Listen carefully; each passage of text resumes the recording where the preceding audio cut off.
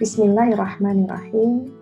Saya menulis buku Geopolitik Umat ini sebenarnya karena kegelisahan saya mengamati fenomena umat yang hidup dalam pergeseran geopolitik yang signifikan, terutama di abad 21 ini yang disebut sebagai abad digital, abad informasi.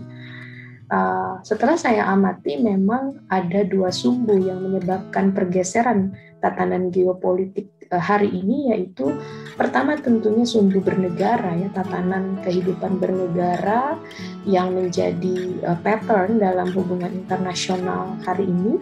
Yang kedua, berasal dari kekuatan korporasi-korporasi teknologi, ya, teknologi komunikasi dan informasi yang memang mengantarkan pada lahirnya sosial media.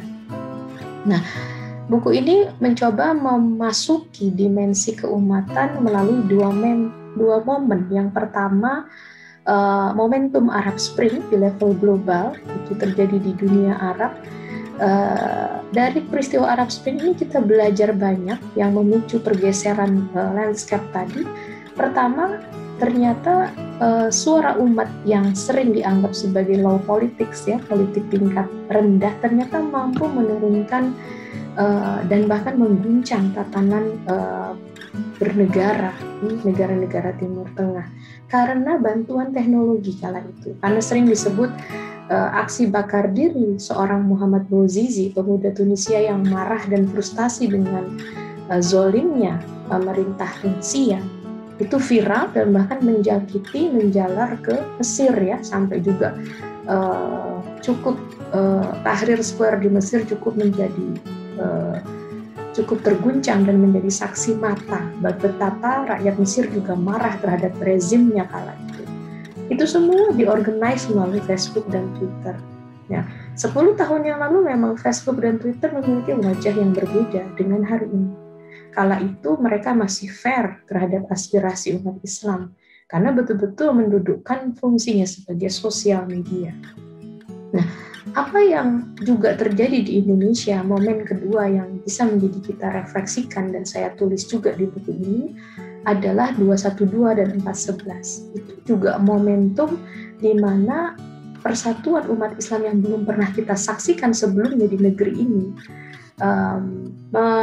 mengaspirasikan, ya, kemarahan kepada sikap seorang gubernur Jakarta kala itu yang juga diupload di sosial media oleh seorang Buniani di Facebook, dan itu memicu pergerakan luar biasa di umat, reaksi luar biasa yang kala itu banyak rezim-rezim negara tidak mampu mendefinisikan itu tidak siap, ya.